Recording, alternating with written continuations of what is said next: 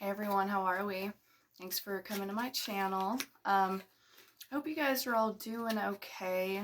The spiritual, energetic climate of the world is kind of getting even heavier, I think. I think that we're being forced to look at, really look at our personal relationships as well as really look at how we show ourselves to the world and how we are choosing to show ourselves versus like how we're actively recognizing how people see us. And then you have like this choice between the two being like, at least from I know for myself, asking, okay, am I being upfront because because that's what's best for me, or am I being upfront because that's what I want to tell people that I'm doing?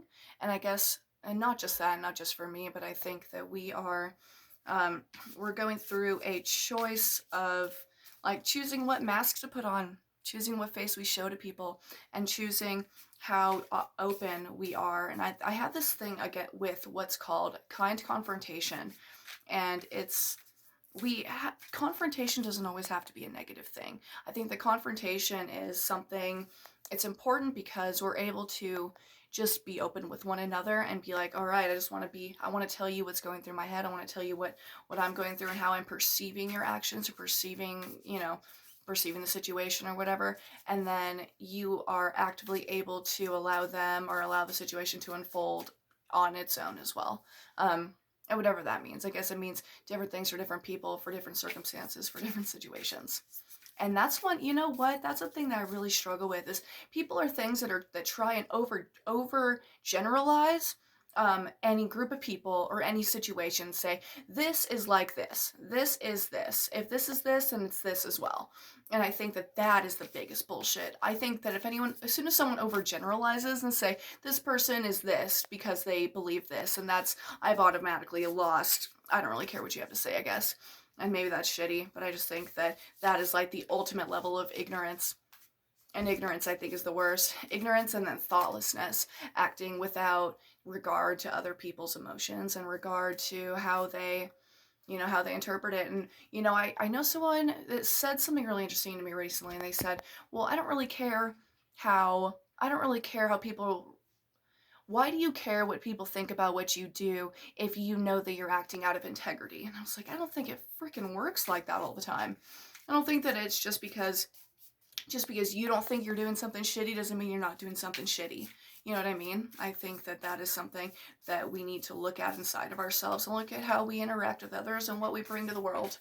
I am actively choosing to I I breathe deeply a lot, which is basically a sigh. I sigh a lot. And I think that's because I actively trying to release all the expectations of myself and the expectations of others and just be real one-on-one and be real in the moment and be really honest and to truly choose to act and to speak from a place of authenticity that's not out of a place of expectation. Like, I'm not going to say something to you because I want you to validate me. If I want you to validate me, then I'm probably going to say something that tells you, you know what, I'd really like if you were, do you recognize this thing that I've done? What do you think about this? What do you think about this? And that's something I tell people a lot lately is, you guys, I just got these new cards. Oh my God, look at it. Okay.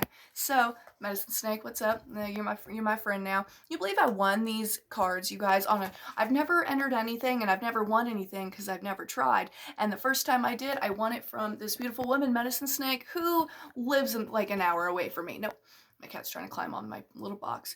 Lives an hour away from me. I couldn't believe it. Anyway, what are you doing, dude? Come on. Oh, mama. All right, she's part of the team though. Look at that card. So this is the Deviant Moon Tarot. This card is absolutely gorgeous. So what I wanted to do is I wanted to do a reading with this. What I wanted to say before, oh my gosh, what a mess. What I wanted to say, sorry guys, I have a stand that's coming in the mail, so I'm able to like make much better videos, but for now, this is what you got. Thanks for watching. Choosing to actively speak in your truth and actively choose to tell people how you feel. I feel like a lot of people struggle. They're like, I feel like they're doing this, or I feel like they're doing this, and I always ask them, have you told them? Have you told them that you feel that way, or have you told them that you think that they're doing that? That, I think, is the key to almost everything. I think that in my relationships, I'm actively practicing trying to be open and honest with how I'm feeling and how I'm interpreting their actions. That's the key, I think, in so many things, is actually opening up that dialect and opening that conversation and opening up their ability to explain their situations, because almost always, actually always, people have something going on that you're not aware of. And how could you be? Why would you be? We're all going through some shit. We are. Anyway, let's see. So the High Priestess, I wanted to come in and kind of talk about the political climate again and see what we have going on, and say, like, there's a lot of stuff that's happening. There's a lot of division that's being created, in addition to, like, a lot of questions being asked that need to be asked, that should be asked. But where does that leave us? If we can't rely on any of these systems that we have in our world and in our country, then what can we rely on? We can rely on us and our relationships if we open up that dialogue, and if we are just honest with other people, and just to be kind, be honest kindly. So anyway, look at these cards, the Deviant Moon card. This is gorgeous. So the High Priestess, let's see what my little book says. I have yet to kind of get to know these cards, so actually let me read it first. So all of these cards have two faces. And I mean, obviously it's the moon shape, so Deviant Moon. And then on the back, look at how cool these are. We've got little, like, just a series of moons. I think it's absolutely gorgeous. But they're pretty creepy, not gonna lie. So I think with the two faces, that's always important to show, like, your outer face or the outer mask that you put on. It's kind of like the Phantom of the Opera mask that she's wearing. So the mask that you put on to show other people, and then you have your internal face, and whatever your face is shadowed and overshadowed and kind of hidden by whatever you portray. And that's not necessarily a bad thing. I think through the age of Aquarius that we're learning that black and darkness aren't always a bad thing. They're different, and they're often shadowed, and they're often hidden. She is wearing a cloak, and the cloak, but it's also some sort of dragon with some sort of wings.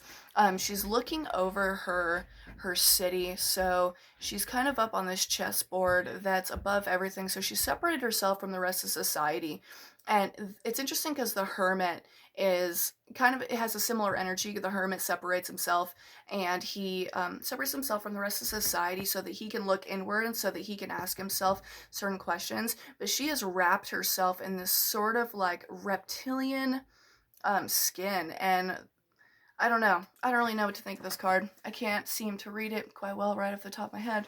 So what we're gonna do is we're gonna look up this little book. So what I've discovered in this book that I have found just very interesting is, like, these depictions are really incredible and really intense, but the book is so straightforward. This guy really, it was it. Patrick Valenza. He really knows what he's doing. He's definitely studied the craft quite a while. So it says the High Priestess. The High Priestess sits as a winged sentinel over the city. She protects the knowledge she holds inside, for wisdom must be earned through the trials of life. Supreme knowledge, intuition, a woman wise beyond her years, virtuous and scholarly. So what does that mean? Maybe it's talking about me. Wouldn't that be some shit? Anyway, I'm gonna put it back in. And we're gonna ask about what is it that we need to know about the climate on our earth right now? What is it that we are going through, and how can we work through it?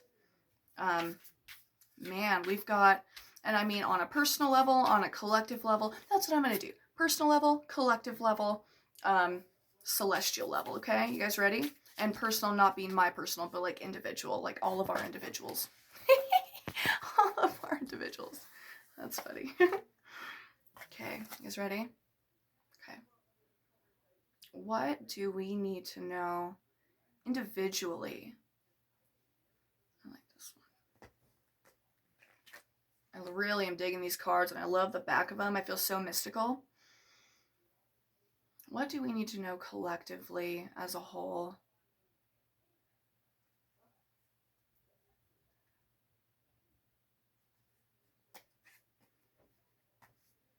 And what do we need to know celestially? What is happening in the much, much, much grander plan that doesn't even necessarily have to do with us?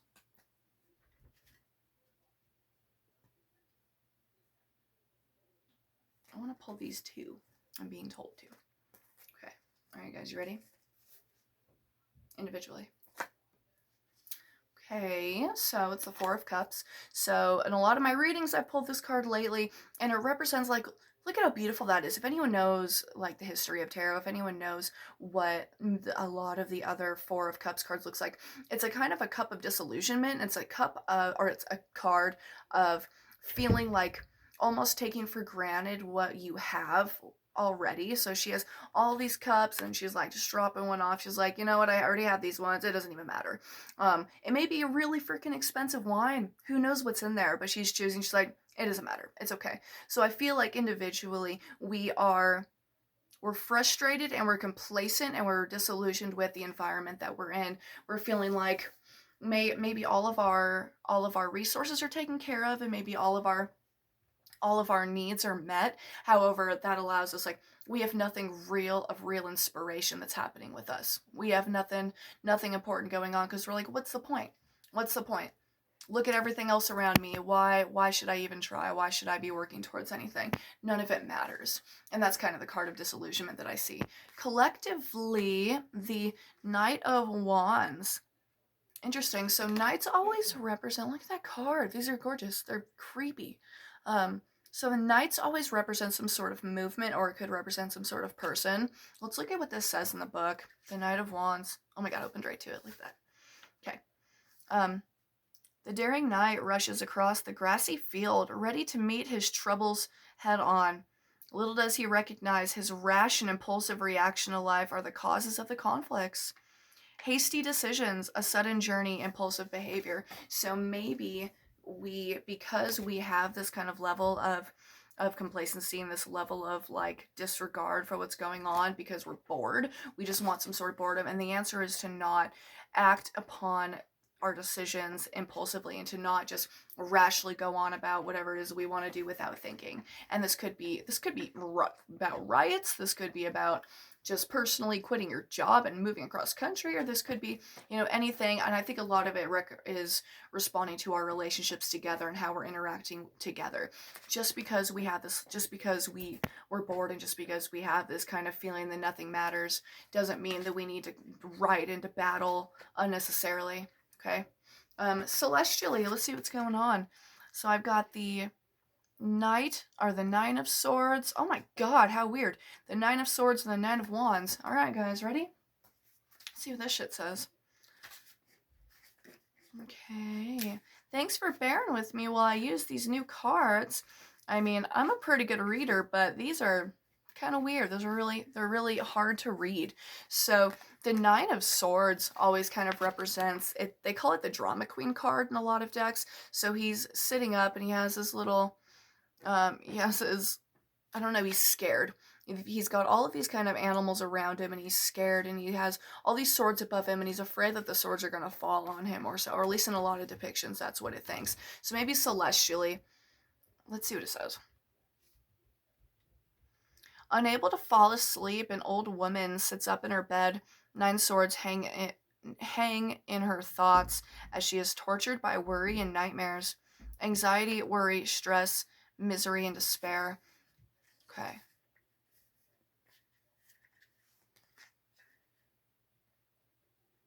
We're afraid that things really are so bad. We're afraid that all of the things that we're afraid of happening really are going to happen.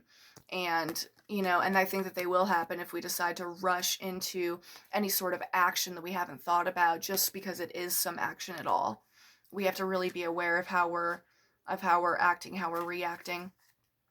The Nine of Wands says, trapped in an underground maze, the masked lad searches for a way out. Resting upon a ledge, he considers giving in to his seemingly hopeless situation. 8 wands mark the path as a possible exit. The 9th wand ignites his resolve to not give up. Stopping to ponder during challenging events, a pause, summoning the will to continue with a struggle and hope. Okay, so we may feel that we may be really afraid that this really is something that is collective, that our species is going through something negative, and that things are really as bad as we hope that they're not. And once again, if we act upon these hasty like struggles, and if we continue to kind of fight them as opposed to as opposed to find our way out them. We have to choose the higher route, and we have to choose to utilize our resources and to utilize our relationships to a point where we are able to find our way out of this maze and to find a way out of this kind of depression, or find a way out of this inner kind of despair or lack of interest that we have going on.